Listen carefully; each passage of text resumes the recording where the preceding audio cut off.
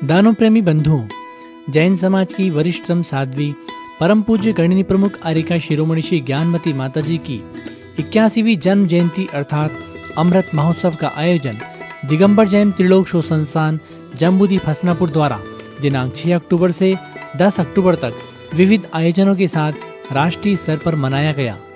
महोत्सव के मुख्य अतिथि डॉक्टर डी वीरेंद्र हेगड़े सपरिवार के साथ ही देश के अनेक गणमान्य महोदयों ने अमृत महोत्सव में भाग लेकर न सिर्फ महोत्सव को सफल बनाया अपितु पूज्य माताजी के मंगल आशीर्वाद से सभी भव्यजन स्वयं कृतार्थ हुए।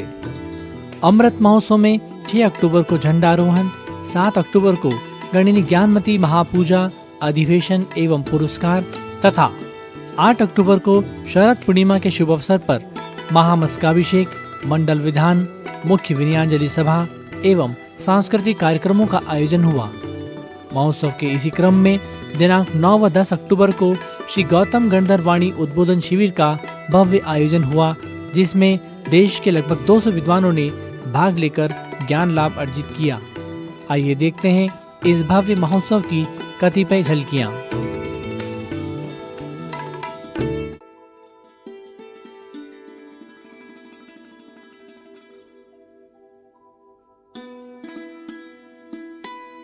आज गौतम गणधर उद्बोधन शिविर में हमें जो संदेश दिया है, बहुत बड़ी उपलब्धियां हमने प्राप्त कर ली है।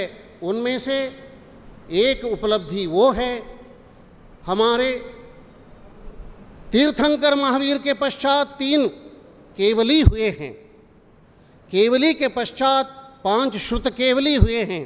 पूज्य माता जी चंद्रामती जी कह रही है, आदेश मूलक कह रही है और कह रही है कोई श्रुत केवली इस श्रुत का निर्माण नहीं कर सकता है, कोई श्रुत केवली द्वादश अंग का निर्माण नहीं कर सकता, गुंथन नहीं कर सकता।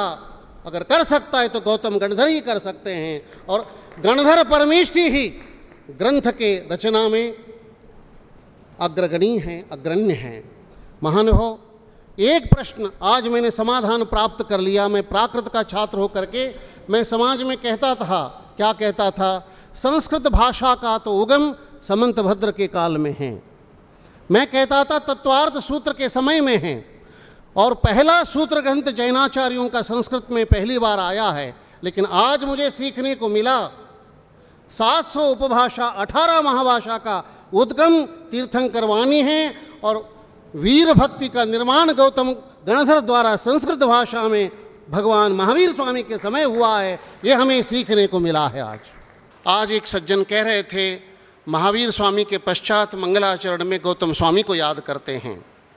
ये तो बिल्कुल ठीक है, क्रम है, लेकिन एक क्रम हमारे सामने ऐसा है, इसी ग्रंथ में आज मैं पढ़ चुका हूँ, वो बात सामने आ रही है। धवला में भी वो गाथा लिखी हुई है, तिलोपन्नति में भी लिखी है, भाषा प्राकृत के होते हुए भी वहाँ पर विधा मात्र एकमात्र स्थापित है, वो है सावन बाहुल पाडिव रुद्ध मुहूर्ते सुहोदयो रविनो अभिजिस्स योगे। क्या मतलब है?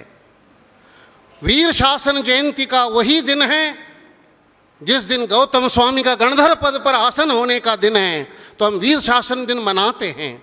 उसी दिन गौतम गणधर हमारे सामने खड़े होते हैं। लेकिन जो मंगलाचरण में मैंने पंक्ति रखी थी, उस मंगलाचरण में एक बात रखी है, जिनवर विहितम, जिनवर वर्धमान स्वामी ने लिखा कुछ नहीं है, विहितम लोक के कल्याण के लिए बताया है, वो दिव्य ध्वनि है, लेकिन लिखने वाला कोई है, गणधर रचितम, गणधर स्वामी ने लिखा है। वही गणधर का आगम ग्रंथ हमें मान्य है और हम केवल 1 वर्ष में उत्सव मनाने से काम पूरा नहीं कर पाएंगे।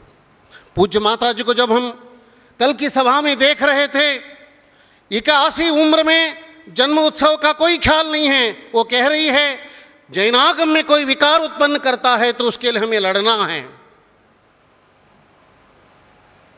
बताइए, गणधर वाणी को, तीर्थंकर वाणी को सुरक्षित रखने के लिए एक 81 उम्र में भी वीर योद्धा बनकर के हमारे को जागृत कर रही है, ये सामान्य विषय नहीं। जिन शासन के रक्षण में उनका जो योगदान और बलिदान है, हम अपने शब्दों से कह नहीं सकते हैं। आचार्य विद्यानंद जी महाराज जी के सामने जो पाठ्यक्रम बनाने वाले सारे 4 विद्वान बैठे थे, राजा राम जी, प्रेम सुमन जी, प्रोफेसर एमडी वसंतराज जी और एसपी पाटिल जी, वो हाथ जोड़ के कहते हैं, महाराज गद्य साहित्य में पाठ्यक्रम को कौन सा प्रारंभ करें? तो विद्यानंद जी, आचार्य शांति सागर जी महाराज जी द्वारा प्रकाशित वो क्रियाकलाप को खोल करके प्रतिक्रमण सूत्र के उस अध्याय को खोल दिया जिसमें आलोचना प्रारंभ होती है। महानुभाव, उसी पाठ्यक्रम को आज हम पढ़ा रहे हैं, लेकिन उस पाठ्यक्रम को दिया तो विद्यानंद जी महाराज जी ने, लेकिन हमारे पास सामग्री प्रकाशित कहाँ है? वो हस्तिनापुर में मिला। उस हस्तिनापुर का वो सामग्री संस्कृत टीका के साथ छपा हुआ प्रतिक्रमण सूत्र को आज हम विश्वविद्यालय में पढ़ा रहे हैं। अत्यंत गौरव के साथ हम आपके सामने कहते हैं कि आरिका माता जी का ऋण बहुत बड़ा है। माता जी ने भगवान बाहुबली के सानिध्य में बैठ करके कन्नड़ सीखा, केवल सीखा नहीं, विद्यानंद जी के 1982 के चतुर्मास में देशभूषण गुरुकुल शांतिगिरी में पूरे के पूरे 100 प्रवचन का मंच संचालन मैं कर रहा था। पूरे 101 दिन तक विद्यानंद जी महाराज जी ने ज्ञानमती माता जी का रचित अरसर वैभव सुरर विमानव 12 भावना को प्रतिदिन मेरे से सुनवाया है और मैं भक्तों से सुनाता था। इतिहास हमारे सामने बहुत बड़ा है। मैं क्या क्या बात बताऊं आपको। हमने आचार्य शांति सागर जी को भोज गांव के समझ करके दक्षिण के कर दिए थे, लेकिन आज आरिका ज्ञानमती माता जी ने अपने इस योजना के साथ शांति सागर जी महाराज जी को मात्र जम्बू द्वीप तक नहीं रखा, श्रवण बेलगोल तक नहीं रखा और सम्य शिखर जी तक नहीं रखा, पूरे विश्व में शांति सागर जी का नाम ऊंचा किया है। 21वीं सदी में अगर कोई किसी को श्रेय जाता है तो गणी ज्ञानमती माता जी को जाता है। मैं माँ के चरणों में इतना ही एक विनती करना चाहता हूँ कि वो ऐसा कुछ मंत्र बनाए जिसके मंत्र उच्चारण से एक ऊर्जा निर्माण होकर हम लोगों में चैतन्य जगाए और उस चैतन्य की ऊर्जा से और उस मंत्र की ऊर्जा से उन्होंने विहार करे और वो मांगी तुंगी जी चल सके। हम डोली में जिस भी माध्यम से उनके साथ रहकर हम और मैं मेरा परिवार महाराष्ट्र कर्नाटक जितने भी लोग हैं जो माता जी के अनन्य भक्त है, ये सब विहार करेंगे और विहार करके उनको मांगी तुंगी लेकर चलेंगे। तो ऐसा कोई मंत्र माता जी आपके चरणों में मेरी विनती है कि ऐसा कोई मंत्र निकाले कि जिसकी ऊर्जा से हम सब लोग चैतन्यमान होकर उनको मांगी तुंगी जी ले जा सके।